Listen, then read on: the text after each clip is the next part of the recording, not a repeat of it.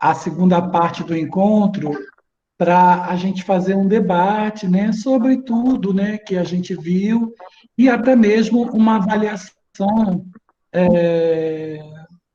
do que nós conseguimos construir de conhecimento até esse momento, né? E o que que a gente talvez até precise ver mais, pensar mais, porque as nossas atividades não vão acabar por aqui, né?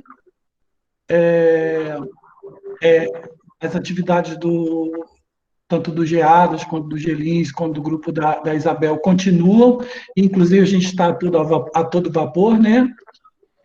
A gente, Isabel está com curso de argumentação, a gente também está organizando aí o Senai Certo. e o CIED, né?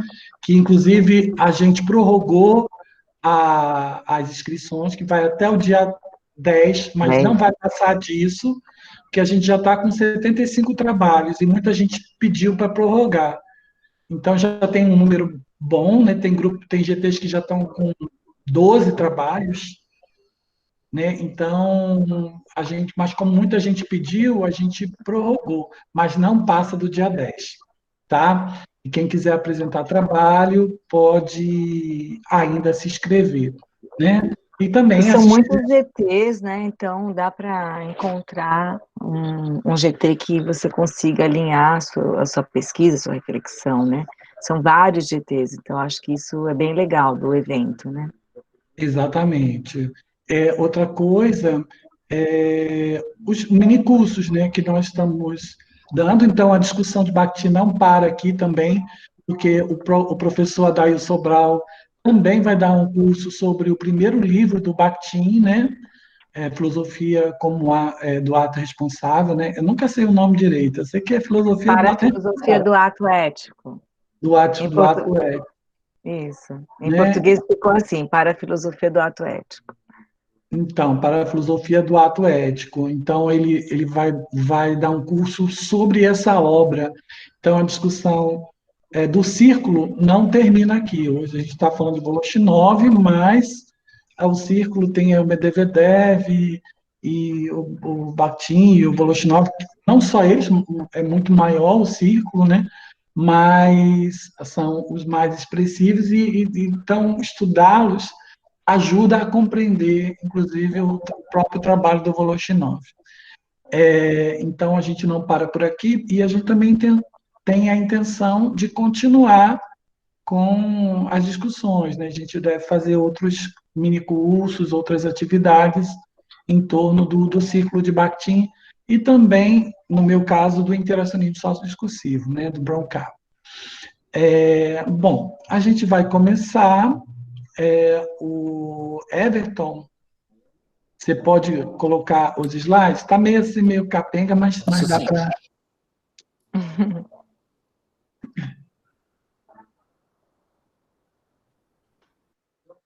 Ai, ai.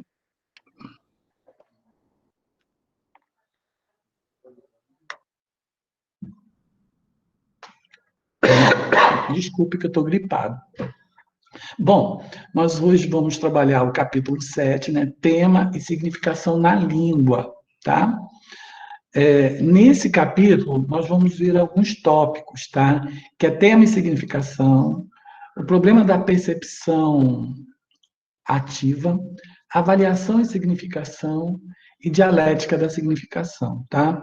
Esses são os temas que esse capítulo apresenta, tá? Então, a gente vai trabalhar com a versão do Valentim Voloshinov, né, que foi traduzida pela, pela Sheila Grillo eu esqueci o nome dela aqui, tá aqui, né? Me Caterina. ajuda. Caterina Caterina. Caterina. Isso. Bom, podemos passar. Aí, agora, eu quero mostrar uma coisa. A gente tem os dois textos, né? A primeira versão, Marxismo e Filosofia da Linguagem, na tradução feita pela editora Ucitec, e agora a gente tem pela editora 34.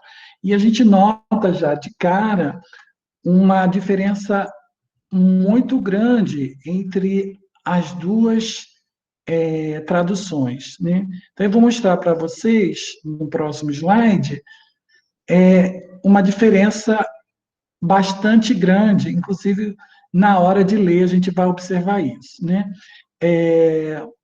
Na primeira edição, a gente vai ver que enunciado e enunciação são apresentados de formas distintas. E na versão da Sheila Grillo, na tradução da Sheila, né, aí a gente vai observar o uso somente da palavra enunciado, né? Então, vocês vão lá, vejam só aí. O problema da significação é um dos mais difíceis da linguística. Logo na introdução do texto, né? As tentativas de resolução desse problema têm revelado o estreito solilóquio da ciência linguística com particular clareza. Com efeito, a teoria que se apoia sobre uma compreensão passiva não nos dá meios de abordar fundamentos e das características essenciais da significação linguística. Dentro dos limites da nossa investigação, limitaremos a um exame muito breve e superficial dessa questão. Procuraremos simplesmente traçar grandes linhas de uma investigação produtiva nesse campo. Passamos para outra? Passamos para outro slide. Eita, morreu. Passa para o outro para ver se não está. Eu devo ter, na hora, engolido. Mas tinha esse aqui é o primeiro parágrafo, e o segundo parágrafo desse capítulo vai ter justamente, a gente vai ver na tradução da UCTEC, a gente vai ter o termo o tempo todo enunciação, né? Na tradução da Sheila Grillo, a gente vai ver enunciado, né? Ou seja, enunciado e enunciação são tratados como quase que sinônimos quando na tradução da Sheila Grillo. E na primeira versão, na tradução da UCTEC, a gente vai ter aí o termo enunciação e enunciado, né? Isso já faz uma diferença nesse processo da tradução, né? E foi aquilo que a gente já tinha conversado, né? Eu acho que talvez por uma decisão de diferenciar de outras teorias e da própria forma como os russos veem esse termo, que parece que não tinha distinção, né, entre enunciado e enunciação.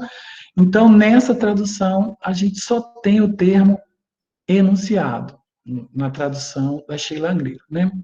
Mas aí, voltamos saindo dessa questão da tradução e entrando para o estudo em si desse capítulo, que é muito importante, eu acho que talvez, para mim, é o capítulo mais significativo da obra, né? Eu acho que esse é o capítulo mais importante da obra, porque, de alguma forma, ele vai mostrar para a gente alguns procedimentos que envolvem análise de textos, tá? Então, é nesse sentido que eu acho que esse capítulo é bastante importante. Outra coisa que é interessante é que ele vai introduzir algumas categorias, algumas categorias que vão nos ajudar a analisar os textos. Uma delas é o conceito de tema e acento apreciativo. Então, a gente vai ver um pouco como é que essas duas categorias são desenvolvidas por Voloshinov, tá? E já de início, nesse primeiro parágrafo, ele já coloca uma grande questão para ser pensada nos estudos da linguagem, né? Que é o problema da significação, né? Essa questão da significação corresponde a um grande problema nos estudos linguísticos, né? Pegamos, então, aqui agora a tradução da Sheila Grilo. O problema da significação é um dos mais difíceis da linguística. À medida que esse problema é solucionado, o monologismo unilateral da linguística se revela de modo especialmente claro. A teoria da compreensão passiva não se abre à possibilidade de uma aproximação às especificidades mais fundamentais e essenciais da significação linguística. Em razão dos limites de nosso trabalho, necessitaremos nos restringir somente a uma análise muito breve e superficial dessa questão. Tentaremos, então, apontar as linhas fundamentais do seu estudo produtivo. Então, para pensar aí na compreensão da voz ativa, já que esse processo de significação só fica voltado para a compreensão passiva, a gente vai precisar de outras categorias e refletir mais sobre a linguagem para a gente entender alguns procedimentos de construção do sentido. Podemos passar.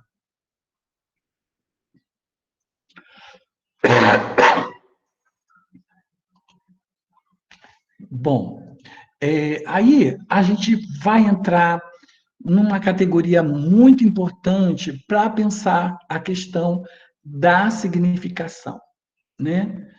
E ampliar essa noção de significação, porque ela em si não dá conta desse processo de compreensão ativa. A gente quer entender esse processo de compreensão ativa, mas só o estudo restrito da significação não vai dar conta disso, né? Então a gente vai incluir um novo tema, ou seja, uma nova categoria, que é o tema, para compreender a construção do enunciado, né? A gente só pode pensar a construção do enunciado a partir de duas propriedades que o constituem.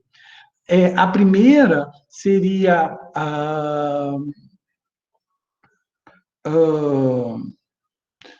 a significação e a segunda, o tema, né? Então, nós vamos observar, então, como cada enunciado é proferido e ele vai sempre ter uma parte que é irrepetível, né? E porque cada enunciado, ao ser dito, corresponde a um novo tema, a uma nova construção de sentido, né? Isso é muito importante para a gente. Bem, aí a gente pode ler um tema único para cada evento, desculpe ali, irrepetível, não reiterável e individual. Então, todo ato de fala, toda ação comunicativa, ela não se repete, né? Isso é muito interessante, né? A gente pode pensar, por exemplo, nessa história da palavra eu te amo, por exemplo, né?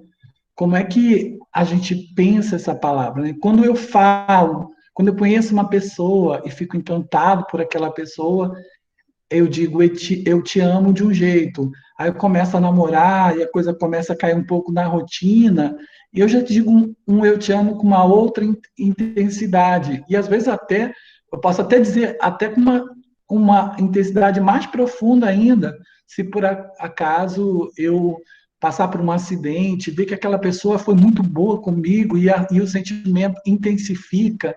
Mas cada eu te amo tem uma carga de sentido que é muito diferente dos outros pronunciados, né? Às vezes você está numa relação com uma pessoa durante muitos e muitos anos e a relação já está desgastada e às vezes você diz de forma quase obrigatória, eu te amo. Então, cada enunciado, ao ser proferido, até mesmo para a mesma pessoa, ela pode ter um valor, uma intensidade diferente, né? Por isso que cada enunciado que corresponde a um tema único, ele é sempre irrepetível, irreiterável e sempre individual. Ele é um ato único. Por isso, Voloshinov fala o seguinte: uma significação única é determinada, isto é, um sentido único pertence a qualquer enunciado como uma totalidade. O sentido da totalidade do enunciado será chamado o seu tema, né? Então, porque isso tudo envolve, né, o pronunciamento de uma determinado enunciado envolve toda a construção do seu tema. Então, por isso que o tema deve ser único. Caso contrário, não teremos nenhum fundamento para falar sobre um enunciado. Né? Em sua essência, o tema deste é individual e irrepetível como o próprio enunciado. Né? Alguém quer falar alguma coisa? A Georgiana está querendo te fazer uma pergunta, Ricardo. Pode falar.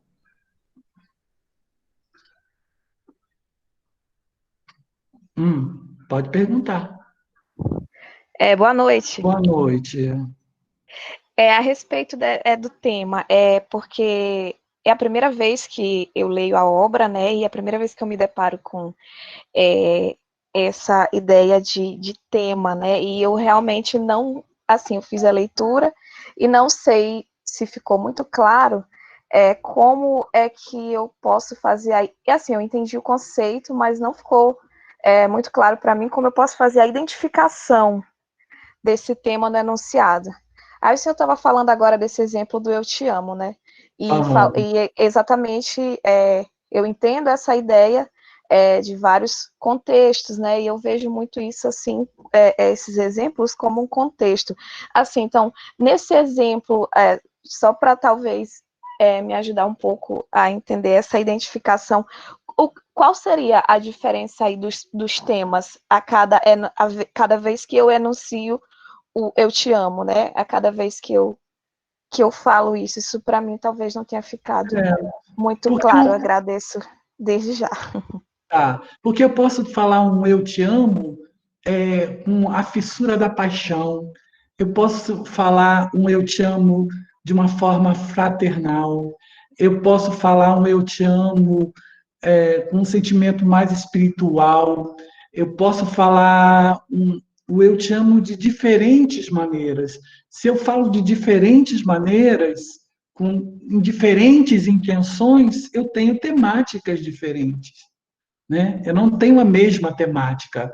Toda vez que eu falo com uma carga emotiva, com uma determinada intenção, dentro de um contexto, eu posso falar, inclusive, um eu te amo falso, né? Eu te amo irônico, um eu te amo, e você só vai perceber que esse eu te amo é irônico pelo contexto. Se eu não tenho esse contexto, você não vai saber se eu falei o eu te amo com sinceridade ou simplesmente com falsidade, né? Então, é o contexto, é a temática, é o contexto inteiro de interação que vai me dar a pista do tema. O tema, ele é uma construção. Então, e você só vai perceber por esse contexto maior. Ficou claro? Ficou assim, obrigada.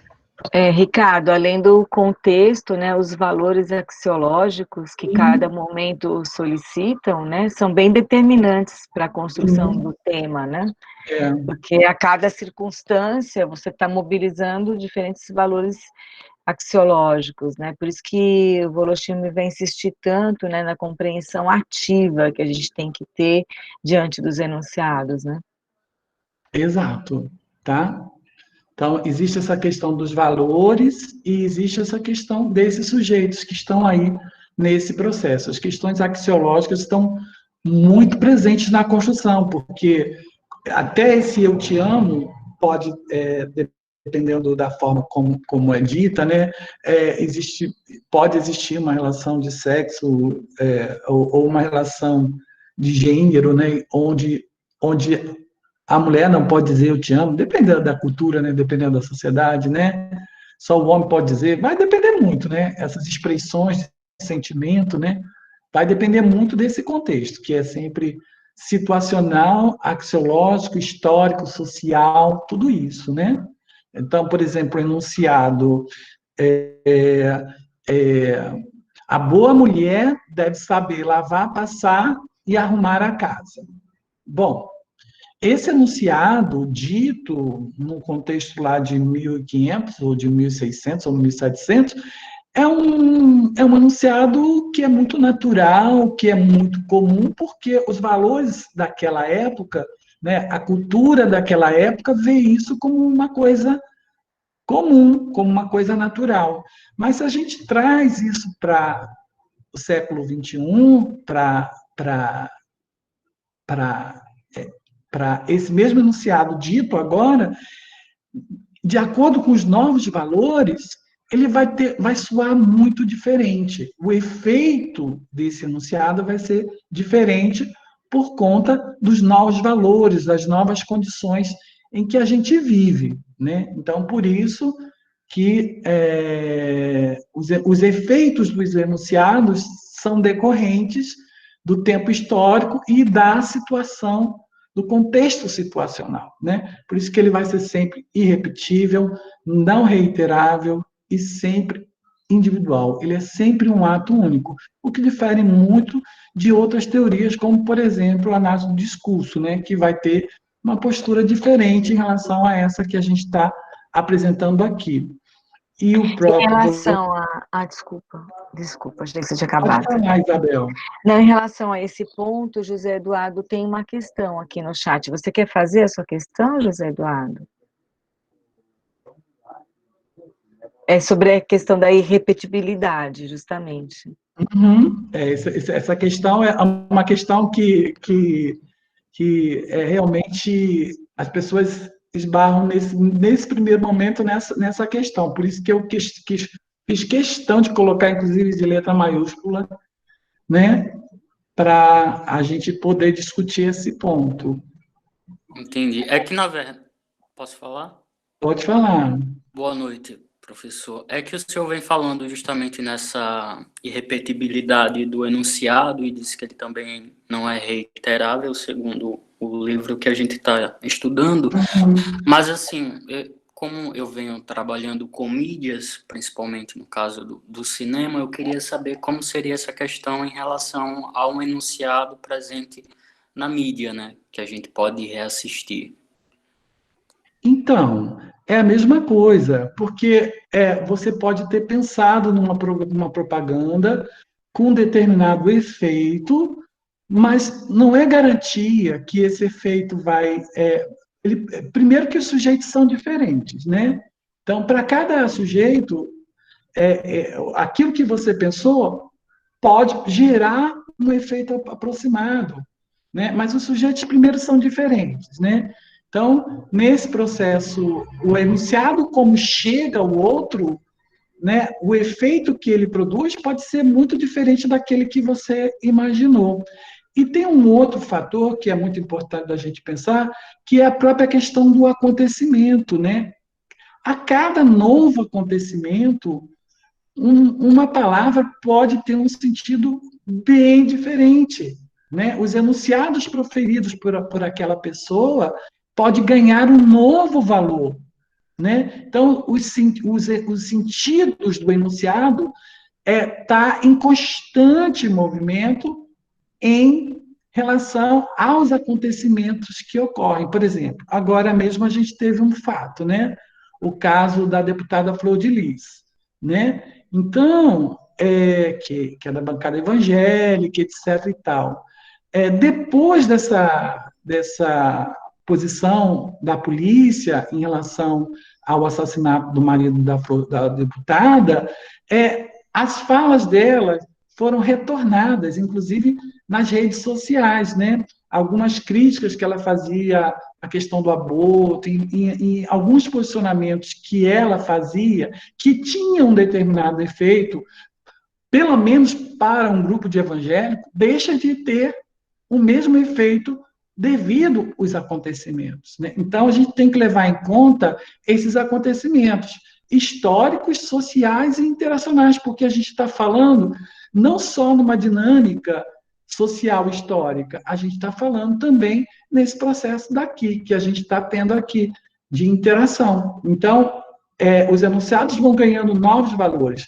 Aqui mesmo na aula, um enunciado que tem um determinado sentido no começo dessa aula pode ter um sentido bem diferente no final dessa aula, porque a gente fez um processo de troca e nesse processo de troca a gente reconstruiu as ideias, reconfigurou os sentidos dos enunciados. Isso nesse mesmo momento, né? Ou seja, daqui a meia hora a gente está pensando o que foi dito, a noção de tema que a gente apresentou inicialmente já foi reconfigurada no final da aula. E os sentidos ganham outros sentidos. Então, quando eu falar novamente a palavra tema, ela já não tem o mesmo sentido, o mesmo significado do que naquele primeiro momento. Certo? Ok? Tá. Então, ele fala. É o que acontece, por exemplo, com esse enunciado, né? Que horas são. Tem uma significação diferente de cada vez que ele é pronunciado, né? E, consequentemente, em nossa terminologia, tem um tema diferente a depender da situação histórica concreta, histórica em uma dimensão também microscópica, né?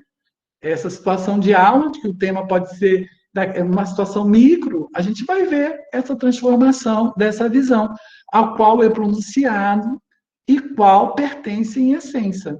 Obviamente, essa designação é convencional.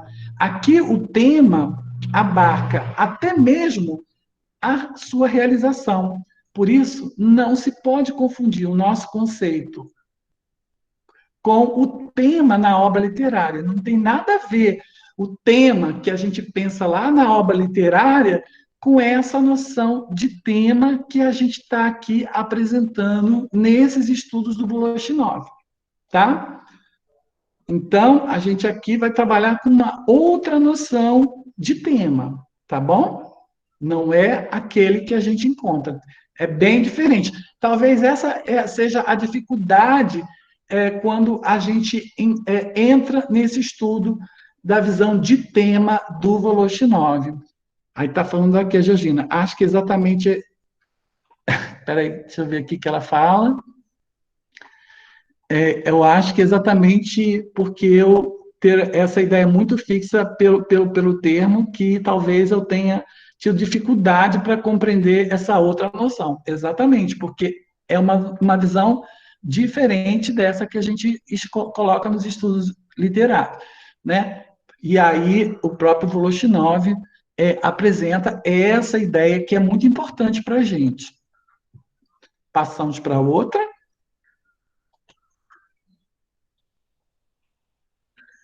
Então, a gente entra aí, né, nesse enunciado, né? Que horas são, né? Quais são as possibilidades do que horas são, né? Do ponto de vista da significação, que horas são é uma pergunta que qualquer pessoa pode fazer para perguntar a hora. Mas será que esse enunciado só diz isso? Ou ele diz mais do que isso? Né? Será que esse enunciado pode ter temáticas diferenciadas? Né? Então, vamos imaginar aqui pelo menos 3 situações diferentes. Né? Por exemplo, eu preciso tomar um remédio. Né? E aí eu vou e pergunto para uma pessoa, que horas são? Então, eu estou fazendo aí uma pergunta, né? E as pessoas vão me responder. Uma pessoa vai me responder sobre isso. Eu também posso, imagine assim, um casal, a mulher está em casa, o marido ainda não chegou, 11 horas da noite, e ele chega e ela fala, que horas são, hein? Ou seja, é a mesma temática? Não. Um aluno chega atrasado na sala de aula e o professor fala, que horas são? Talvez seja bem próximo do marido, mas é outro contexto, outra carga afetiva, é outra produção, outro valor axiológico, porque os sujeitos também falam de posições sociais diferenciadas, né? Então, diante disso tudo, que horas são? Não é só uma significação de palavra. Ele, para significar, para haver esse processo de compreensão ativa, eu preciso inserir aí o tema. Sem tema, o enunciado vira simplesmente um processo de significação. Alguém que pergunta que horas são, e aí você pode ali fazer até é, é, é, a classificação das palavras, você pode trabalhar ela do ponto de vista sintático, mas isso não dá conta do processo de compreensão do enunciado, né? O enunciado vai para além dessas questões. Você precisa inserir a temática, o tema, para construir a compreensão do enunciado, né? Então, consequentemente, em nossa terminologia, tem tema diferente a depender da história, que eu já falei. Obviamente, essa designação é convencional, né? A gente já falei isso daí, vamos pular. Que o tema é uma coisa e a significação é outra. E que, na pergunta que horas são, só o domínio da significação não dá conta. Passamos para outra. Então, aí a gente pode pensar, né, os limites do tema, né? É muito interessante, né? Aí eu botei aí que tiro foi esse, né? Todo mundo lembra dessa música, né? Que tiro foi esse? Da Jojo Todinho, né? Então, quando a gente escutou pela primeira vez essa música, desculpa, quando a gente escutou pela primeira vez essa música, eu mesmo achei que o tema era muito violento, né? E tinha também na internet uma passagem que era as pessoas caindo nos shoppings, né? Que tiro foi esse? Mas e aí a gente pensava que o que tiro foi esse era algo assim do tipo alguém sendo metralhado, alguma coisa assim, né? Ou várias pessoas sendo metralhadas. E na verdade o sentido desculpa, estou gripado. O sentido do que tiro foi esse, na verdade, que beleza, né? Como é que você está bonita, né? Que tiro foi esse? Como é que você está arrasando, né? Tá, tá fazendo todo mundo ver você, tá sendo percebida, né? Que tiro foi esse? Né? Tá bonita demais, né? Tá lacrando, né? O termo seria lacrar, né? Então, tá lacrando. Que tiro foi esse? É lacrar num baile, numa festa, né? Tá super chique, super bacana, tá lacrando, né? Então, a gente só conseguiu entender esse segundo sentido quando a gente entrou num contexto maior, quando a gente viu a cantora cantando, quando a gente viu o clipe, quando depois a gente viu a letra, aí porque a gente só tinha esse pedacinho do enunciado, né? Que tiro foi esse? E as pessoas caindo. Então, a gente não tinha esse enunciado com essa temática, né? Então, só aí que a gente foi trabalhando com isso, né? Então, o tema do enunciado é definido não apenas pelas formas linguísticas que o constituem, palavras, formas morfológicas e sintáticas, sons e entonação, mas também aspectos extras-verbais da situação. Sem esses aspectos situacionais, o enunciado torna-se incompreensível, assim como aconteceria se ele estivesse desprovido de suas palavras mais importantes. Então, o termo enunciado é tão concreto quanto o momento histórico ao qual ele pertence. O enunciado só possui um tema ao ser considerado um fenômeno histórico em toda a sua plenitude concreta. É isso que constitui o tema da enunciação, né? Então, ele vai fazendo uma viagem bastante grande e vai cada vez mais explicando como é que funciona o tema e como é que ele se relaciona com o processo da significação, né? Podemos passar.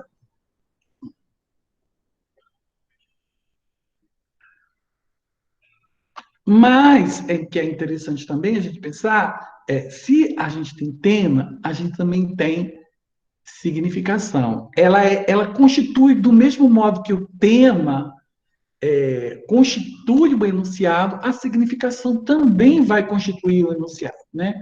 Então, o enunciado possui também a significação. O tema necessita também desses elementos estáveis da língua, até para desambiguizar um determinado uso de uma determinada expressão num contexto. Se eu não tiver um encadeamento de determinadas palavras, pode ser que eu não consiga dar conta de uma compreensão ativa desse enunciado, né? Então, significação, às vezes você diz por meio de uma expressão, às vezes até por meio de uma conjunção, um ato preconceituoso, né? Então, não é que a gente esteja desprezando o processo de significação da língua, mas ele precisa ser visto junto com a temática. Eles estão atrelados, né? Eles estão interligados, né? Então, sobre essa questão da significação, ele vai falar o seguinte: ao contrário do tema, entendemos a significação como aqueles aspectos do enunciado que são repetíveis e idênticos a si mesmos, em todas as ocorrências. É claro que, em sua forma convencional isolada, esses aspectos são abstratos e não possuem uma existência independente concreta, mas, ao mesmo tempo, são parte inseparável e necessária do enunciado, né? Então, o processo de significação, a sintaxe, toda a estrutura linguística que é responsável por esse aspecto da significação, ele é importante e ele está interligado ali com o tema e ele vai, com certeza, contribuir para esse processo de compreensão ativa, né? Podemos passar.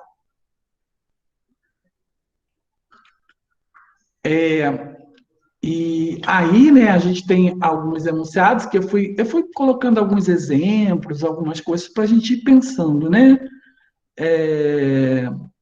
Mulher no volante, perigo constante, mulher e carro, quanto menos rodado, melhor. A única coisa que você pilota bem é fogão. Todos aqui já devem perceber que são frases preconceituosas, mas que têm uma estrutura linguística que aponta aí para um tipo de significação. Independente do contexto em que essas palavras sejam ditas, a gente nota claramente que os conteúdos que esses enunciados apresentam são bastante preconceituosos, misóginos, né? São bem complicados, né? E não, com certeza, não vai ser aceito pela grande maioria da população, né? Só mesmo uma pessoa misógina, uma pessoa preconceituosa que vai proferir esses enunciados. Mas eu não preciso de muito contexto para identificar que isso seja preconceituoso. Pelo próprio processo da significação da língua, é possível identificar aí uma estrutura que me dá a possibilidade de compreender esses enunciados, né? Passamos. Aqui, né, no caso, a gente precisa de um conhecimento de mundo, né? Mas todo mundo tem, né?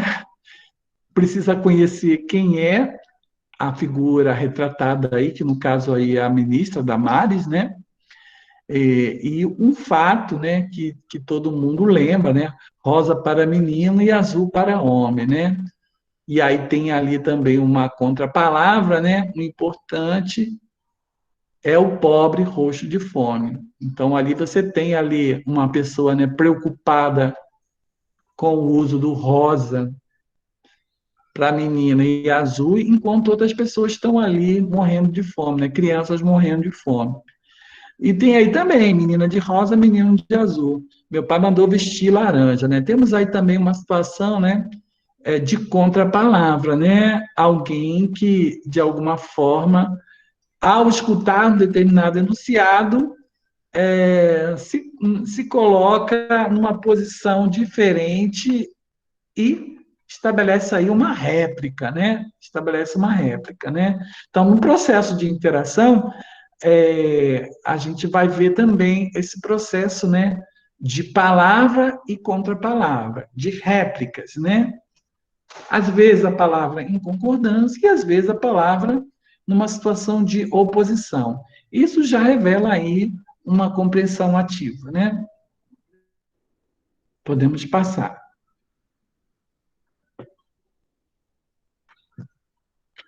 Bom, diante de tudo que a gente já falou, a gente já pode dizer que o tema que ajuda muito a gente a entender, né? Porque agora mesmo, quando eu fui falar da ministra Damares, eu tive que recorrer ao contexto em que esse enunciado já foi dito anteriormente em uma dada época, né? E ele faz um determinado sentido para a gente, né? Então, o tema é um complexo sistema dinâmico de signos que tenta adequar ao modelo concreto de formação. O tema é uma reação da consciência em constituição para a formação da existência, né? Então, o tema é sempre uma reação da consciência. Ele se constrói. Quando eu vejo algo, de alguma forma, eu reajo a isso e construo aí um contexto, um campo de sentido, né? Já a significação é algo diferente, como a gente já falou também. A significação é o artefato técnico de realização do tema. Evidentemente que é impossível lançar um limite absoluto e mecânico entre o tema e a significação, né? Então, quando a gente vai pensar o tema, de alguma forma, a gente vai observar também aí esse aparato técnico. Passamos. Então, não há tema sem significação, como não há significação sem tema. Eles estão interligados, são interdependentes, né? O grande problema é que, às vezes, o estudo linguístico desconsidera o tema, né? Mas os dois estão interligados, são interdependentes. Mais do que isso, não é possível nem mostrar a significação de alguma palavra isolada. Por exemplo, no processo de ensino de língua estrangeira a outra pessoa, sem tornar um elemento do tema, isto é, sem construir um enunciado, né? Então, nas aulas, por exemplo, de língua estrangeira, até para eu apresentar alguma frase, né? Open the door, qualquer uma, eu tenho que trazer pelo menos um contexto mínimo para que essa frase, para que esse enunciado tenha sentido, né? E às vezes a gente faz isso através de desenho, essas coisas tudo. Sendo que isso é muito pobre para pensar o processo de significação, né? Assim, o que ele está dizendo é que nas aulas de língua estrangeira a tendência é reduzir o campo temático, né? Podemos trocar. Por outro lado, né, também a gente deve apoiar-se em alguma significação estável, né? Caso contrário, se perderá a sua conexão com aquilo que veio antes e que veio depois, ou seja, perderá totalmente o seu sentido, né? Então, a gente tem aí também que porque a gente falou muito do tema, né, valorizando muito o tema, mas a significação também ela é importante, né? Podemos passar. Aí a gente vai entrar numa outra questão, que é o estudo da paleontologia, né? Bem interessante, né? Se a gente imaginasse, por exemplo, sobre as primeiras palavras, né? A gente poderia, então, lançar a hipótese da comunicação do homem primitivo e a produção das palavras, né? A gente poderia pensar desse jeito, né? Como é que as palavras surgiram, né? E aí ele tem uma hipótese bem interessante, né? de que é a seguinte: o homem primitivo usava uma mesma palavra para designar os mais variados fenômenos, que, do nosso ponto de vista, não tem nenhuma correlação entre si. Mais do que isso, a mesma palavra podia designar conceitos totalmente opostos, como acima e abaixo, terra e céu, bem e mal, né? Então, imagine uma palavra para dar conta de todas as coisas, né? Então, pode trocar. Era feito isso, né? É porque essa palavra ela era sempre acompanhada de um gesto. Então, mesmo que eu fale uma mesma expressão, mas quando ela vem com entonação, expressão facial, expressão corporal, vem com outros elementos, essa palavra pode ganhar um sentido, uma significação. E aí, segundo Mar, basta dizer que a paleontologia moderna da língua possibilita com que cheguemos em seu estudo à época em que a tribo tinha apenas uma palavra para ser usada em todos os sentidos que a humanidade conhece. Trocamos? Né? Então, ele vai dizer que a respeito da palavra omnissignificante abordada por Mar, podemos dizer que o seguinte: essa palavra, em essência, quase não possui significação. Ela é inteiramente tema, e isso de acordo lá com o Mar, né? A sua significação é inseparável da situação concreta da sua realização, né? Então, não dá assim para pensar como o Mar queria, né? Olha, essa palavra é só um sinal. Não é, ela é muito mais do que isso. A sua significação é inseparável da situação concreta de sua realização. Essa significação altera-se em conformidade com a mudança da situação. Nesse caso, o tema, né, que está ali junto com uma única palavra dita, dissolve em sua significação, não deixando que se estabeleça e nem se solidifique, um pouco que seja. Trocando. Então, a evolução das palavras de uma língua, no entanto, à medida que a língua vai sendo desenvolvida, eu vou ganhando novas expressões. E aí a língua vai se constituindo de uma forma maior.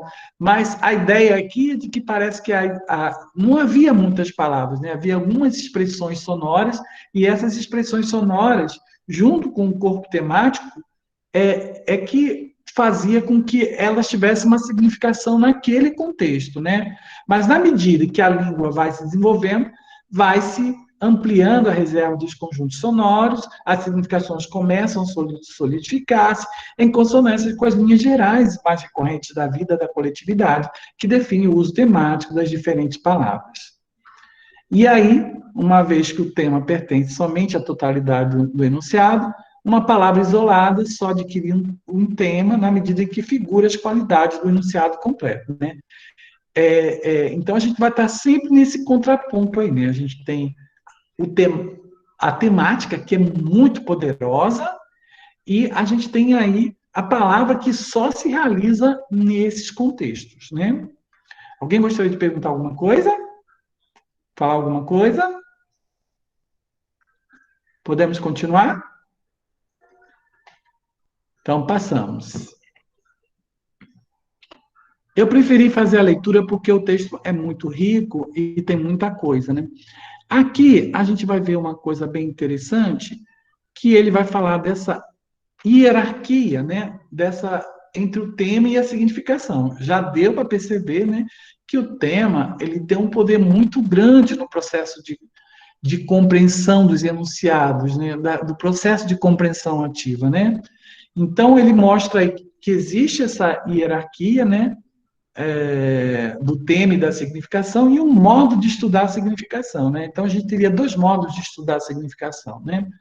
A gente já vê que o tema é o limite superior, real, de significado linguístico, Em essência, apenas o tema designa algo determinado, e a significação é esse limite inferior do significado linguístico, né? Então, o tema é o patamar mais alto, é um limite superior, que é responsável por esse processo da construção do sentido, e a significação fica no patamar inferior, né? Então, isso difere muito daqueles estudos linguísticos tradicionais, né? Então, que coloca a frase, o enunciado na frente para pensar o processo de compreensão desses enunciados, né? Na realidade, a significação nada significa, mas possui apenas uma potência, uma possibilidade de significado dentro de um tema concreto. O estudo da significação de um elemento linguístico, de acordo com a definição dada por nós, pode se desenvolver em duas direções. Uma, na direção do limite superior, que você vê esse enunciado em confronto ao tema, ou o estudo do significado da palavra no sistema da língua, né? Como Saussure apresenta para a gente, né? Então, a gente vai entender a significação pelas relações que as palavras têm naquela frase, né? Então, essa é uma forma de ver muito diferente da que a Saussure apresenta, né? Então, o patamar superior, o patamar de análise nessa hierarquia é o tema. Podemos passar. Aqui já é um enunciado meu, né? Só para sintetizar, que eu estou escrevendo um texto sobre isso, né? Então, o tema é uma propriedade que pertence a cada um. Aqui, olha só, tá vendo? Como eu fiz esse texto há muito tempo, eu coloquei, com base na publicação da UCTEC anterior, eu coloquei enunciação, né? Porque, na verdade, eu copiei isso lá da UCTEC, né? Da tradução da UCTEC. O tema é uma propriedade que pertence a cada enunciação como um todo, ou cada enunciado como um todo. Seu sentido é sempre único, indissolúvel, completo, individual e não reiterável, apresentando-se em um contexto histórico concreto, sujeitos e circunstâncias localizados. Já falamos sobre isso. Vamos passar para outro. Passamos também para outro, esse aí a gente já falou. Aí entramos justamente nessa questão da compreensão, né? Compreender um enunciado alheio significa orientar-se em relação a ele, encontrar para ele um lugar devido no contexto correspondente. Em cada palavra de um enunciado compreendido, acrescentamos como que uma camada de nossas palavras responsivas, né? Quanto maior for o seu número, quanto mais essenciais elas forem, tanto mais profunda e essencial será a compreensão, né? Então, esse processo de compreensão do enunciado alheio só se dá com esse acréscimo das nossas palavras responsivas, né? Podemos passar. E aqui, na verdade, eu trouxe um quadrinho, né, do Quino, para mostrar como é que até uma determinada palavra que produz um determinado efeito e que produz uma determinada resposta num determinado momento, pode produzir uma resposta bem diferente no segundo momento, né?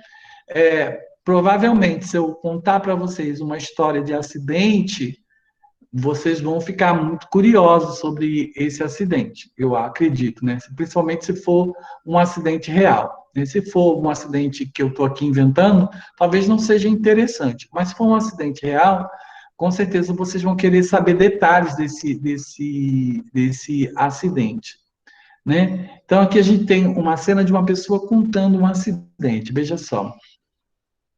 Agora, como você já contou tantas vezes, ó, reparem, você já contou tantas vezes. Agora, qual é o enunciado? É que eu não entendo como foi que aquela besta me bateu. Eu vinha por aqui, esta é a avenida. Aí vem, provavelmente essa história já aconteceu, ele já contou não sei quantas vezes, porque tem ali agora como você já comeu tantas vezes, né? Aí as meninas, já, a mãe de Mafalda e Mafalda, já de saco cheio, repetem aquilo que ele já tinha contado não sei quantas vezes, elas já sabiam até de cor. Quando cheguei no cruzamento, vi aparecer aquele animal correndo, feito doido. Porque só mesmo os loucos, para cruzar uma avenida daquele jeito, sorte que eu vim, eu o vi em tempo. Eu tenho reflexos rápidos, então meti o pé no freio, mas o desgraçado, em vez de reflexos rápidos. Então, meti o pé no freio. Mas o desgraçado, aí a gente vê a última cena, que ele já contou aquela história várias vezes para a família já não aguentava mais, já deu um acento apreciativo negativo. No final, você vê o marido agora num restaurante contando a mesma história para outro, que de alguma forma mostra uma certa curiosidade ao que está sendo dito pelo pai da Mafalda, né?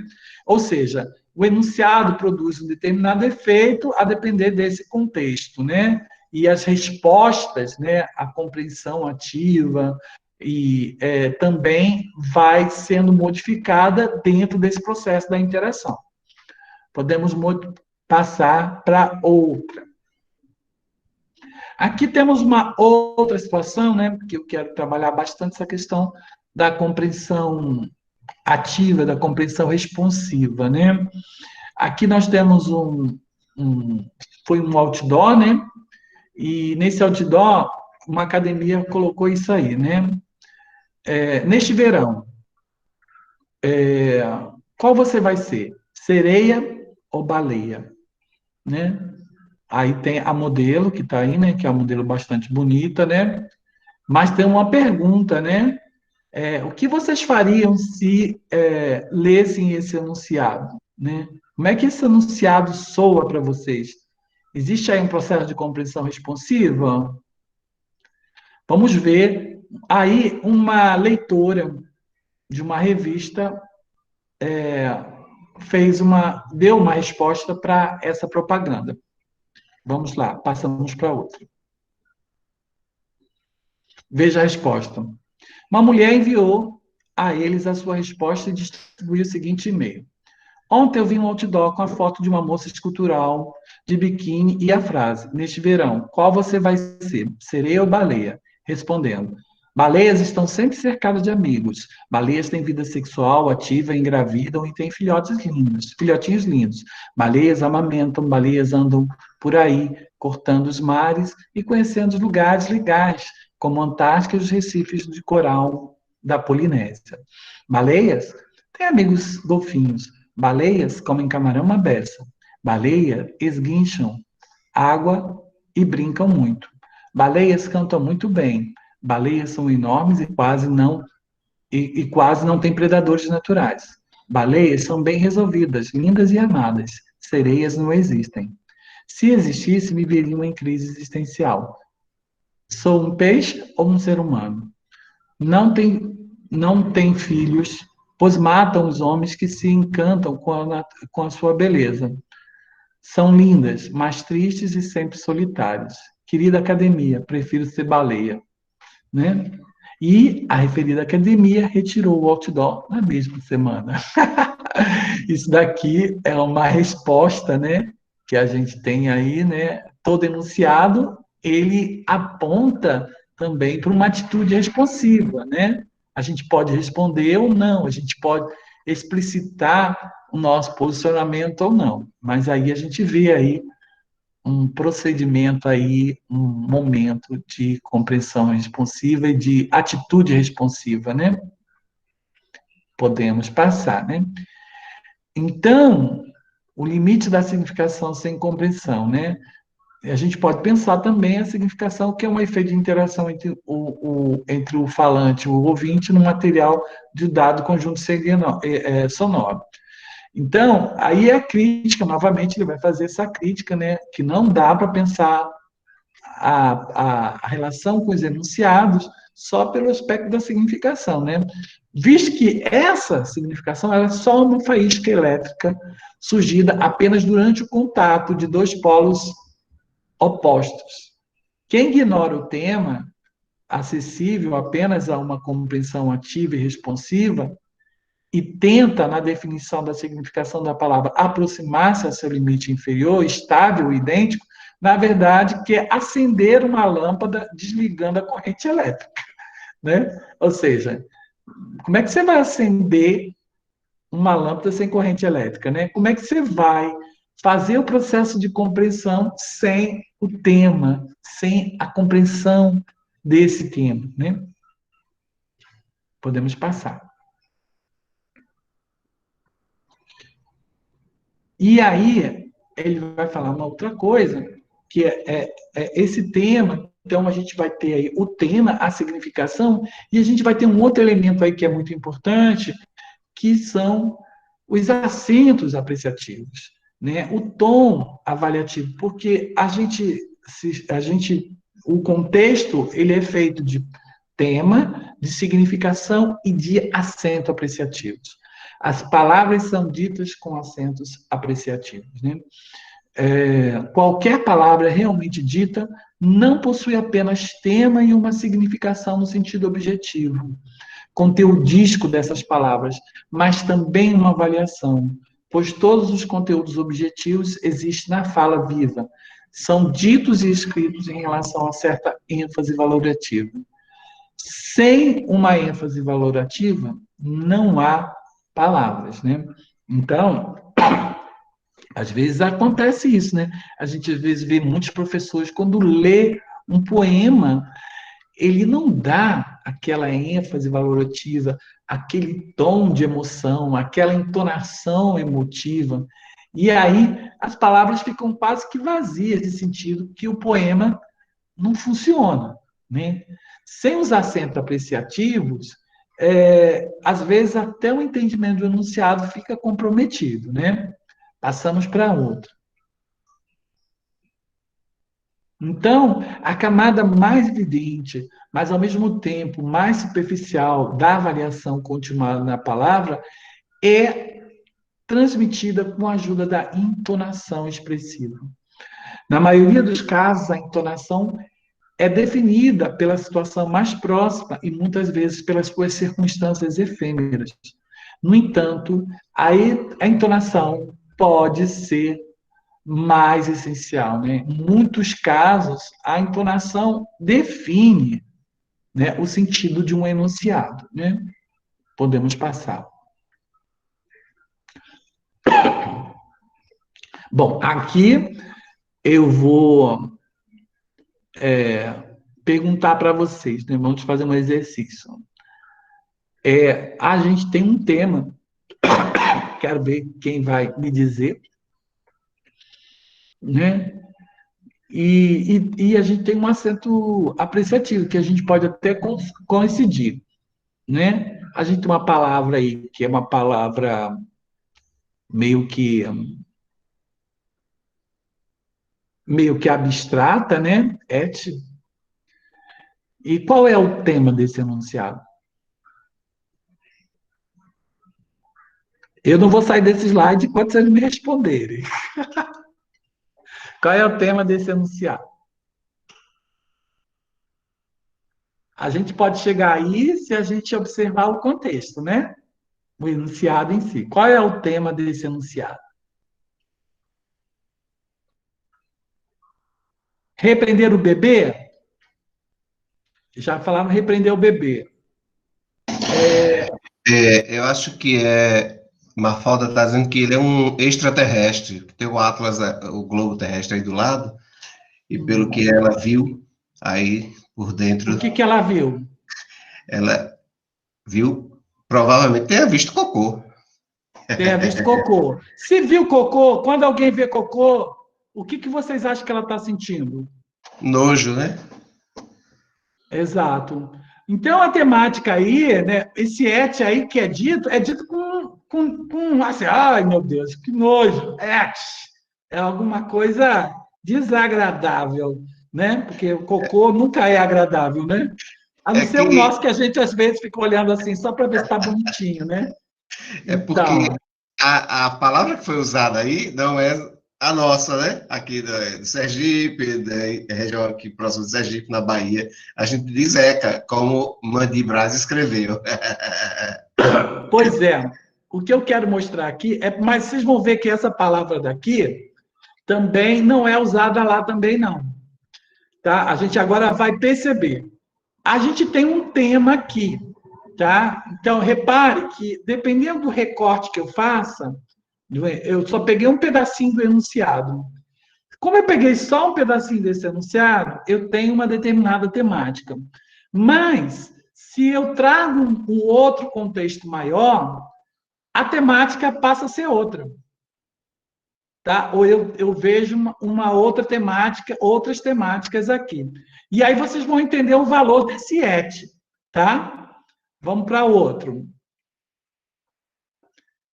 Agora a gente tem o enunciado inteiro, tá? Então, é uma criança perguntando: et, planta. Et, cadeira. Et. Aí a gente espera que ela vá falar Globo, né? E, na verdade, aí ela vê, deve ter sentido aquele cheiro de cocô, e tá lá, né? A gente tem, inclusive, aqui o tema da curiosidade, o tema do ensino, das palavras, a gente vai ter isso tudo, né? Mas, dependendo do corte, né? E a gente faz muito isso, né? Às vezes, a gente, numa reportagem, o cara está falando, aliás, numa entrevista, o cara está falando sobre matemática, e você só pega um pedacinho daquilo e dá um outro sentido, um outro significado para a produção daquela entrevista, para a produção daquele enunciado, né? Então, essa coisa também da temática e do processo de significação, de compreensão, também tem que ver com essa questão dos cortes que a gente faz, né? Ricardo, Oi. hoje, nesses tempos nebulosos que vivemos, está acontecendo demais esse recorte, né? Do que é dito. Exato. Demais, demais, demais. Né? Aí, quando a gente vai ver, eu sempre procuro ler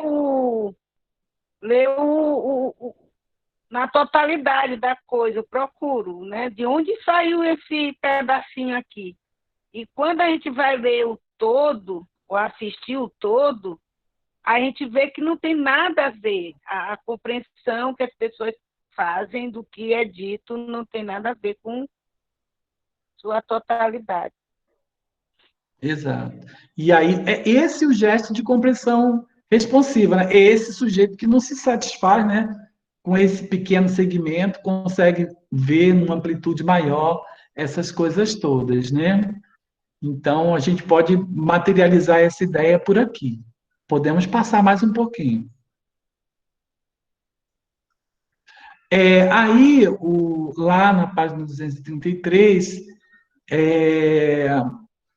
eu não coloquei, mas eu acho tão importante ler esse que era muito esse trecho, né? Esse trecho maravilhoso mesmo, do Dostoiévski, né? E eu vou fazer uma coisa diferente também aqui, tá? Eu vou abrasileirar esse texto, tá? Porque aqui a gente tem 6 operários que estão numa determinada situação e como o valor da entonação, da expressão facial, de tudo isso, vai dar um sentido para a mesma palavra, um sentido totalmente diferente. Ele não fala qual é a palavra. Como ele não fala qual é a palavra, eu vou usar oxente, né? Que é um termo nordestino, né? Então, vamos usar o termo nordestino. Um dia, um domingo, já perto de anoitecer, fui obrigada a dar uns 15 passos com uma turma de meia dúzia de artesãos bêbados.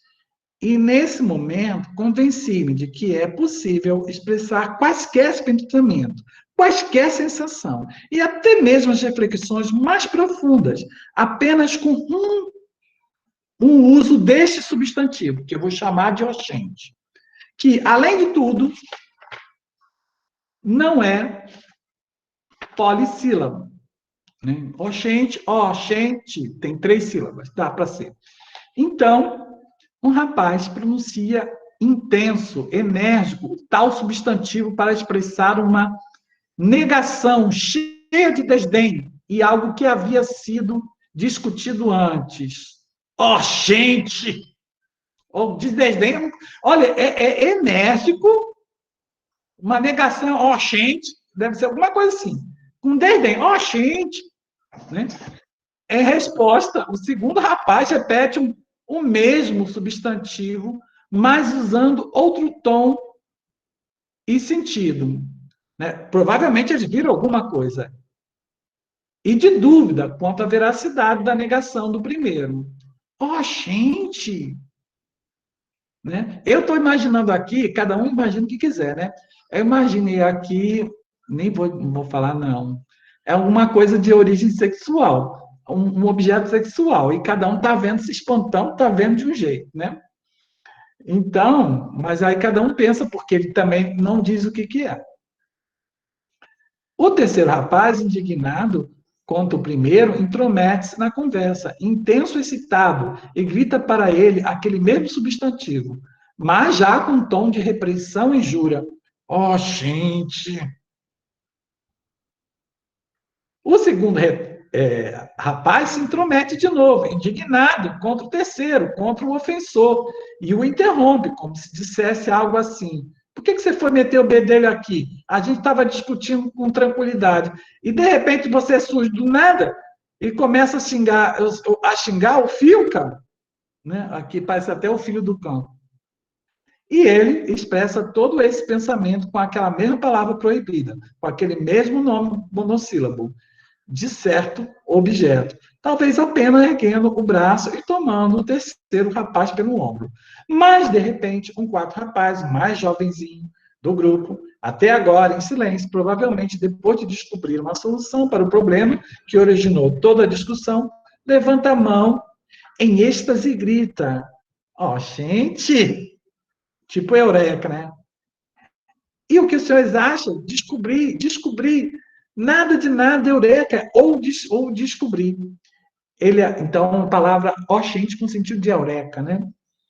De descoberta. E apenas descobriu, e apenas repetiu aquele mesmo substantivo, não dicionarizado, apenas uma palavra, mas com entusiasmo, e num ganido bem alto, e pelo visto, alto demais, pois para o sexto rapaz, o carrancudo e o mais velho, isso não soou nada bem. E ele, num lance, refreou aquele entusiasmo infantil, voltando-se para o rapazinho e repetindo num tom grave, moralizador e carrancudo. Ó, gente! O mesmo substantivo que não pôde ser dito diante das damas e que, contudo, trazia um significado claro e preciso para que está berrando, gastando a garganta desse jeito. Assim, sem pronunciar nenhum outro termo, eles repetiram suas palavrinhas prediletas 6 vezes seguidas, uma atrás da outra, e compreenderam plenamente um ao outro. Esse foi o testemunho por mim. Esse fato foi testemunhado por mim. Ou seja, eles se comunicaram muito bem com uma palavra só, né? Para mim, isso daqui é a visão de um objeto sexual, alguma coisa proibida, né? Mas aí cada um pode pensar de uma forma diferente, né? E aí passamos aí para a continuação da reflexão do Voloshinov, né?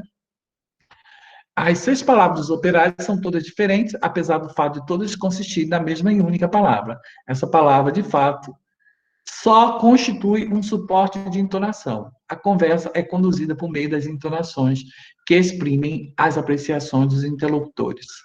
O tema, que é uma propriedade de cada enunciação, cada uma das enunciações dos 6 operários tinha um tema próprio. Realiza-se completa exclusivamente através da entonação expressiva, sem ajuda da significação das palavras ou da articulação gramatical, né? Não precisa aí de significação nenhuma dessa palavra, né? Eu uso um mochente aí, né? Que é uma expressão que pode ser usada em diferentes situações, inclusive sem articulação gramatical. Isso para mostrar como esses elementos contextuais, eles têm força no processo de significação. Continuando, podemos trocar. Então, o que chama atenção é que essas palavras muitas vezes são duplicadas, ou seja, a imagem sonora é prolongada de modo artificial com o objetivo de esgotar completamente a entonação acumulada. Obviamente, a mesma palavra proferida é enunciada com uma enorme variedade de entonações, a depender das diferentes situações e emoções cotidianas, né? Passamos. Estamos vendo a análise do Voloshinov em relação a isso. Podemos mudar?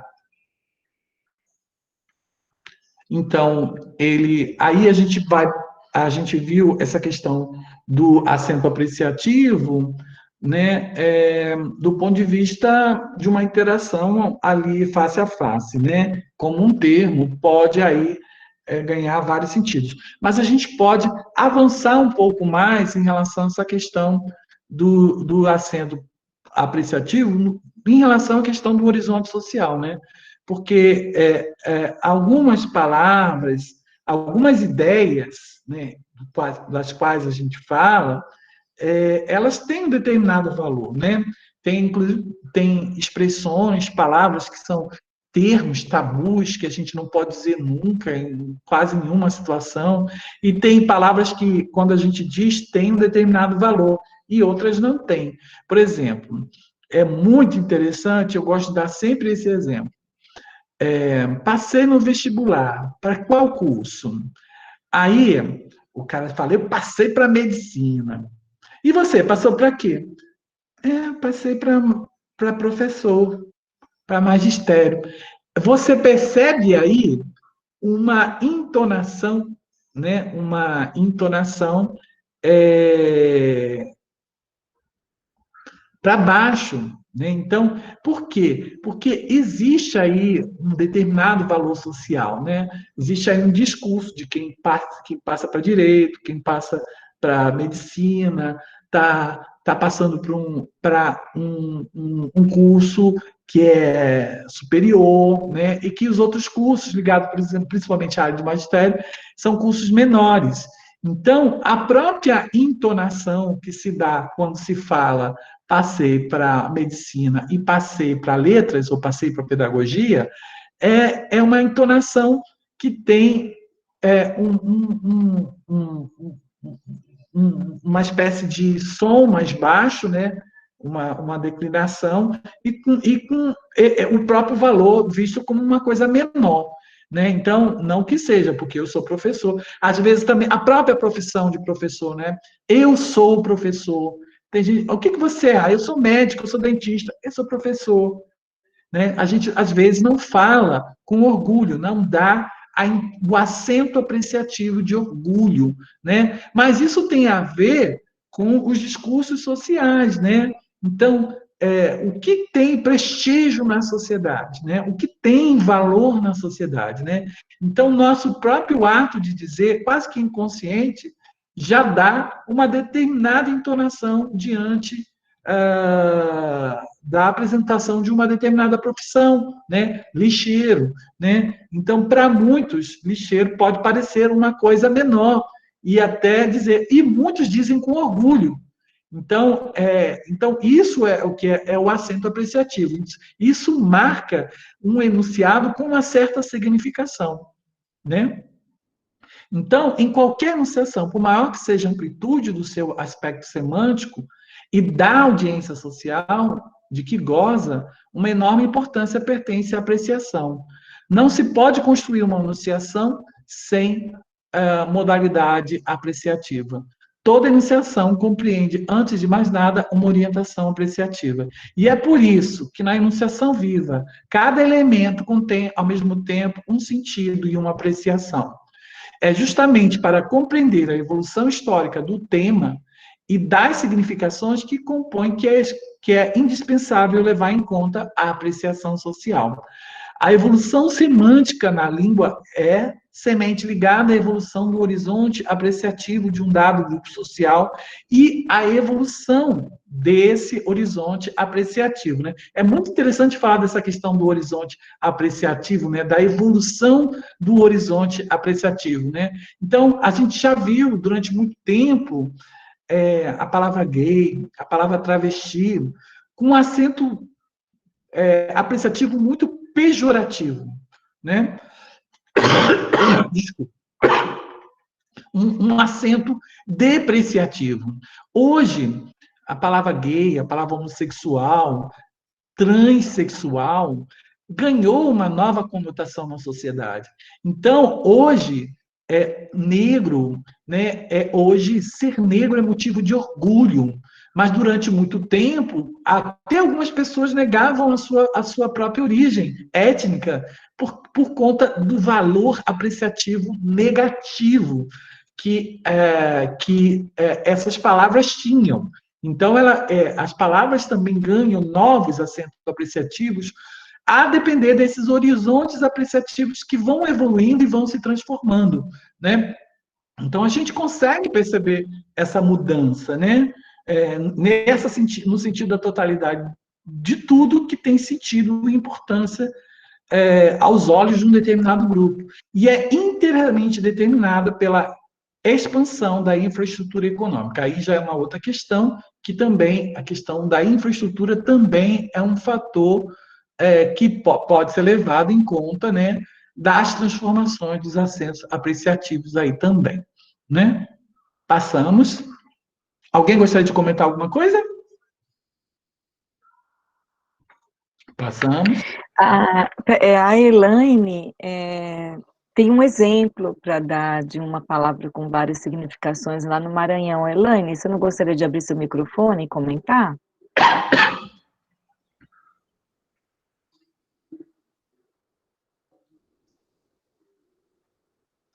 Não, acho que não.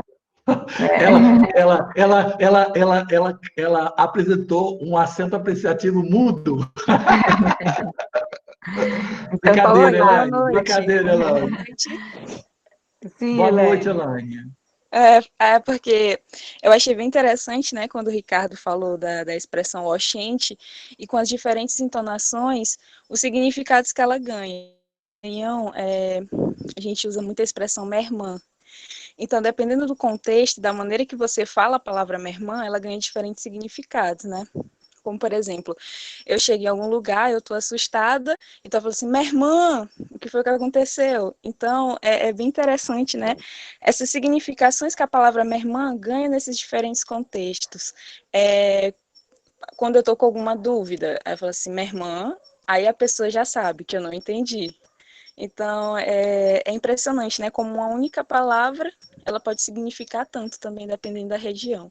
Por exemplo, aqui no Maranhão, minha irmã, ele é muito usado. Já em outros lugares, ele não pode, né, ter esse significado como a gente atribui aqui. E a negação, como é? Fiquei curiosa. A negação, né? No caso, a pessoa está falando alguma coisa, aí eu falo, minha irmã.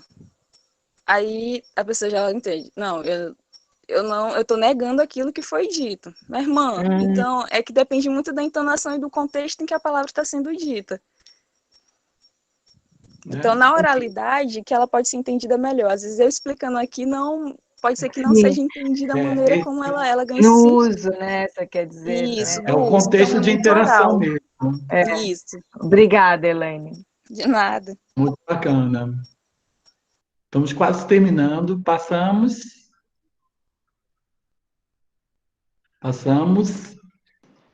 Esse é o novo slide já. Terminou, né? Terminou? Esse é o próximo já, professor. Esse Tá, o já tema, é o próximo. então, a variação do tema dito por cada operário. Não, pode trocar.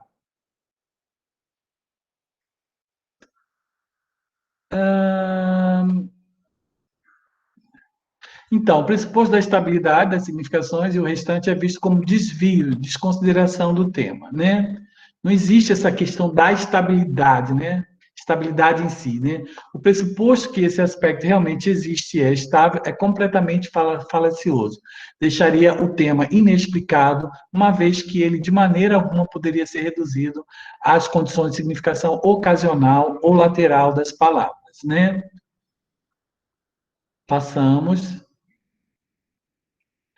Então, ele questiona, né? Na verdade, ele vai questionar essa questão, né, da equivalência dos termos, né, de significação nos estudos tradicionais, né? Porque a gente tende, assim, a pensar no processo de significação, esse termo equivale a esse, eu posso dizer que isso é isso, né? A menina é bonita, a menina é bela, só a simples substituição de uma palavra por outra, de uma paráfrase, já parece que dá conta da significação. E a gente sabe que, às vezes, uma paráfrase não vai funcionar do ponto de vista da construção de sentido na produção de um enunciado, enquanto compreensão responsiva, enquanto resposta ativa, né? E nem sempre, é por isso que não dá conta, né? Isso é muito comum, né, nos cursos de língua estrangeira, né, que a gente tenta, assim, inclusive, transferir, né, um enunciado da língua portuguesa para por exemplo, da língua inglesa, né? E a gente sabe que tem muita diferença de uma língua para outra, né? Então, às vezes, a gente quer fazer esse processo de paráfrase, de equivalência de termos, né? E que a gente vê que isso é uma grande furada, né? Por exemplo, só na compreensão de uma língua estrangeira é que se procura encontrar para cada palavra uma palavra equivalente da própria língua. E por isso é que não tem sentido dizer que a significação pertence a uma palavra enquanto tal. A significação não está na palavra nem na alma do falante, assim como também não está na alma do interlocutor. Ela é sempre efeito de interlocução do locutor e do receptor, produzido através do material de um determinado complexo sonoro. Eu acho que termina aí, né? Veja se está... Enfim, é isso, né? E o que, então, o Voloshinov está valorizando aí é justamente a compreensão desses enunciados no processo de interação, né? Onde esses interlocutores apresentam atitude responsiva, estão atentos ao contexto, cada um com uma carga ideológica, dando acento apreciativo às palavras, atento aos valores sociais que esses temas, essas palavras, esses elementos são dados na sociedade, que é isso que faz com que eu projete determinados enunciados de uma determinada forma no processo de interlocução. Basicamente é isso que esse capítulo apresenta, né? Um capítulo muito interessante para fazer uma discussão sobre essa questão de como a significação é vista por esses estudos tradicionais e como o Voloshinov pretende aí incorporar a questão do tema e do acento apreciativo, né, da entonação expressiva nos enunciados, né, como esses elementos são essenciais para a gente dar sentido, né, aos enunciados, né, que eles correspondem às propriedades do enunciado, né, e aí a gente tem uma visão de enunciado e uma maneira para analisar esses textos, né, para a gente analisar esses textos, a gente precisa, então, de considerar, né, o tema, o processo de significação, os acentos apreciativos que têm um horizonte social, que têm um valor social, a depender do contexto em que ele está sendo proferido. Basicamente é isso. Alguém gostaria de comentar alguma coisa?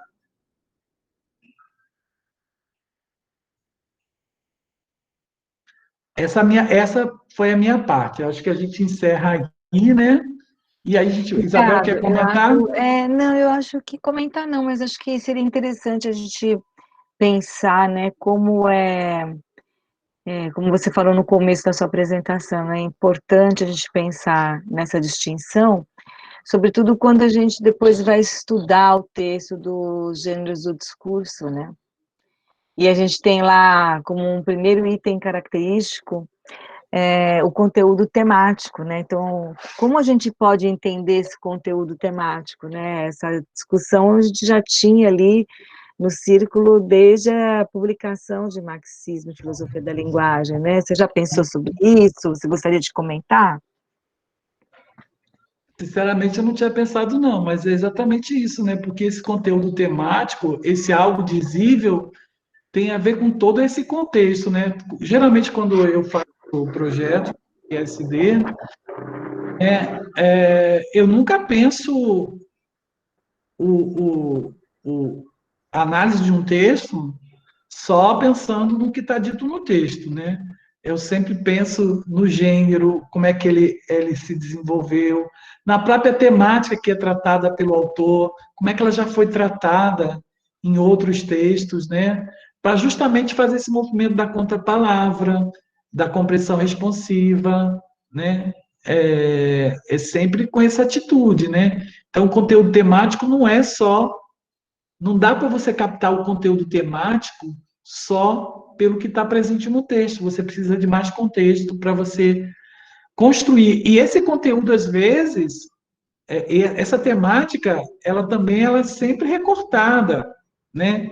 Porque na medida que eu tenho um determinado interesse, eu começo a olhar determinados aspectos, e conforme a minha visão de mundo, a temática pode ser totalmente alterada, né? Porque uma coisa que eu posso estar achando que é, de repente, uma apologia ao negro, eu posso ver que é uma coisa altamente preconceituosa, né? Então, a depender do recorte da minha visão de mundo, eu posso ver um texto com uma temática totalmente diferenciada por conta desse próprio lugar de que eu enxergo esse texto, né? Aí as questões históricas, as questões ideológicas, elas vão estar ali presentes, né? Como o Bakhtin sempre fala, né? E você, como é que você vê? Não, acho que é isso mesmo, acho que a gente tem, quando fala de, aqui no chat, o Adail ressaltou para as pessoas notarem que essa noção de tema que a gente está vendo difere da noção de assunto e tópico, né? E aí, quando a gente está discutindo ou analisando gêneros, a gente corre o risco de querer achar que o conteúdo temático se restringe ao assunto ou tópico, né? Então, o importante da gente estar trazendo essa reflexão também é para a gente ampliar essa perspectiva de elementos que são constitutivos desse conteúdo temático, né? A gente sabe que eles estão ligados às esferas, né, os campos de atuação humana, então tem uma série de elementos que vão colaborar para que a gente possa perceber qual é esse conteúdo temático em discussão, né? Alguém quer comentar alguma coisa? A Margarete fez um comentário aqui no chat, quer fazer oralmente, Margarete? E eu senti a falta aqui da fala do Sobral, que Sobral sempre fala, hoje ele está quietinho. Ele Sobral, está atuante no chat aqui. estou vendo. Bom, ninguém mais quer comentar? Margarete, não quer fazer o seu comentário que você colocou no chat? Então, podemos ir para a segunda parte, Ricardo, é com você. Sim, é com você agora. Conosco. Sabia. Não, a gente pensou que por ser a última aula, né, além de fazer uma discussão importante, que é fechar o capítulo, né, dessa segunda parte, nós poderíamos fazer uma avaliação mais completa, né, então, pensar em todo o percurso, comentar um pouco como isso foi para vocês, participar desse curso, o que trouxe de contribuição. Acho que a gente podia fazer uma avaliação mais completa do curso, para a gente também, né, Ricardo, aproveitar desses comentários para pensar ou continuidade, outras situações em que a gente pode voltar a se encontrar. Então, a ideia é que vocês abram o microfone, comentem, que a gente interaja, né, para falarmos mesmo, avaliarmos o curso que vivenciamos desde junho, muito tempo de convivência, né? Então, queria ouvir vocês.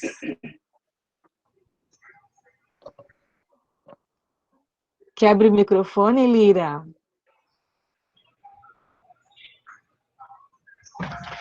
Deu para aprender alguma coisa? Deu para discordar da gente? Achou monótono? Eu percebi assim que no início a gente dialogou menos, depois houve uma intensificação maior, né? Eu acho que as pessoas começaram a falar mais, né? E hoje o povo está mais quieto hoje. Ou é impressão minha? Verdade, estão mais acanhados. Sim, Marco, Fala, quer Marco. falar? É fazer um comentário, como vocês mesmos propuseram, né? Sim. Dentre, particularmente, eu também fiz só uma leitura e a da UCTEC, né? Porque eu não tinha conhecimento do trabalho da professora Sheila. E tive que ler, né? Porque já pelo menos é um contato. E fiquei deslumbrado com o texto, porque eu fiz o curso de Educação Física, né? A minha graduação é em Educação Física, depois de algum tempo migrei para as letras, fiz pela Federal de Sergipe à distância, mas já dava aulas de língua portuguesa desde o ano 2000, né? Eu já tenho 28 de casa. E fiquei fascinado com o trabalho, né? Evidentemente que sempre me pautei no trabalho como professor de língua portuguesa, a partir do diálogo, né? O que a gente diz de maneira superficial, a partir do entendimento do discurso do aluno, da variação linguística e etc, etc, né? Isto é, o diálogo sempre sendo pautado pela intermediação do discurso, chamado do discurso oficial, né? A norma padrão e a variação que os alunos traziam. Então, eu fui percebendo que o meu trabalho, teoricamente, vamos dizer assim, não é? Eu fui enxergando essa relação da leitura do marxismo e filosofia da linguagem e a minha prática, né? Evidentemente que eu preciso de outras leituras para me apropriar, né? Porque a primeira impressão é bem diferente da segunda leitura, da terceira, né? E este trabalho que vocês fizeram, do modo como foi feito, eu me senti bastante satisfeito, não interferi mais por conta da falta de argumentos, digamos, né, da própria leitura. Mas, por outro lado, o modo como vocês trataram foi esclarecendo conforme algumas intervenções foram feitas, tanto no chat quanto pelo microfone, né? Eu gostei bastante do trabalho. É isso. Essa Viu? interação no chat é muito nova, né? A interação no chat é nova, né? Porque a gente, no presencial, quando uma pessoa se coloca, bom, ela pede a palavra e se coloca. E se alguém comenta na lateral, a gente não escuta exatamente, mas aqui no chat não, a gente acompanha ao mesmo tempo, né? Tanto as interações que são colocadas em discussão, quanto o que está acontecendo ali. Eu achei muito interessante, é um movimento novo e extremamente estimulante, muitas vezes complementa, traz elementos novos, né? Isso aconteceu o curso inteiro, foi ótimo.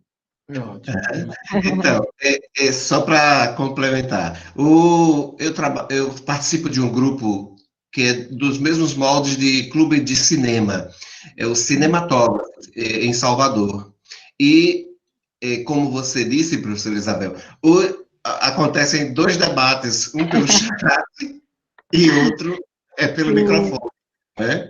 E o casal que medeia a exposição, digamos assim, um fica concentrado no microfone e o outro no chat. Porque aí eles sempre vão, a partir de cada interferência dos participantes, fazendo esse debate, esse rodízio, entendeu? E é porque é uma realidade muitíssimo nova, né? Para vocês, os universitários, trabalharem assim. Mas está muito bom. Ótimo, obrigada, Marco. Eu acho que a gente se despede, né? Eu acho que... Sim, sim. Então, a gente despede assim, até já, porque tem um evento em outubro que nós iremos nos reencontrar, né? Então, como o Ricardo já abriu, né, falando da prorrogação de prazo, e a gente quer encontrar todo mundo lá, então dá tempo aí de produzir o material e a gente se reencontrar, não dessa maneira, mas a gente se reencontrar de outras formas lá no evento. Já Sim, tem Ricardo. 870 inscritos. Yes. Né? Muita gente. a gente ficou surpreendido, né, com a quantidade de pessoas que fez esse curso, né? Muita gente, né, que se inscreveu, né? A gente esperava uns 30, uns 40, e foi muito bom. Eu queria pessoas... agradecer o convite, né? Eu estive aqui participando na moita, de vez em quando falei também. Na moita. Ah, muito. Escrevendo ali, né? Escrevendo ali, respondi coisa do Marco, até postei agora que o Marco fez umas perguntas bem interessantes. Verdade. Então, isso é ótimo, né? Inclusive, eu roubei uns slides, lembra? Para dar uma aula, né? Então, tem isso. Eu preciso agradecer muito, porque eu dei o crédito, eu expliquei tudo direitinho. Ótimo. Não, mas essa interação é ótima, né? E a gente aprendeu muito com você, Sobral. E vamos aprender mais um pouco, né? Porque você Claro. vai dar um mini curso. Vai ter lá aquela coisa complicada, mas eu vou tentar não ser tão teórico, né? Vou tentar fazer uma outra coisa, né? Legal. E é isso, né? Algumas pessoas escrevendo aqui no chat que ajudou, instigou a ler o texto, que conhecia o texto, mas não tinha lido. E esse, na verdade, era o nosso objetivo principal, né, Ricardo? A gente queria muito que as pessoas lessem o texto, assim. Então, os nossos slides eram uma tentativa de fazer exatamente isso, motivar vocês à leitura. E como a gente falou em vários momentos, há algumas leituras, porque Marco acabou de dizer, uma só, né, só um aperitivo, né, do que a gente encontra na obra. Então, é isso mesmo, que vocês se sintam aí instigados a ler, reler, pensar os conteúdos que estão lá. Então, é isso que a gente esperava, né? Se a gente conseguiu, atingimos o nosso objetivo. Concorda, Ricardo? Concordo, com certeza. Então, gente, a gente se despede, tá?